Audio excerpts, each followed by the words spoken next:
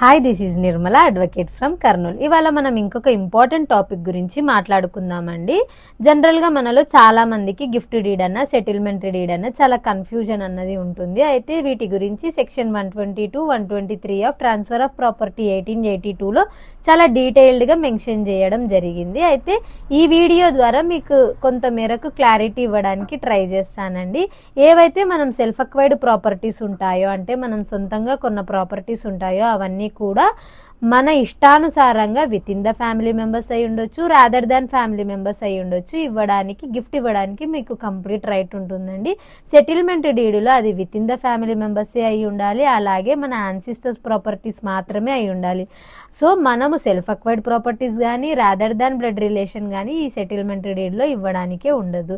అయితే gift deed చేసినా settlement deed చేసినా మాకేంటి మేడం అని మీరు అనుకోవచ్చు.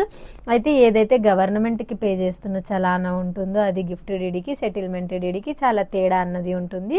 సో ఇటువంటి టైప్ ఆఫ్ డాక్యుమెంట్స్ మీరు ఈసారి ఎగ్జిక్యూట్ చేసేటప్పుడు చాలా జాగ్రత్తగా ఎగ్జిక్యూట్ చేయండి.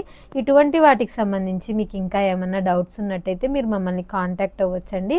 RK doc hub, Kurnool and Nandyal branches. Thank you so much.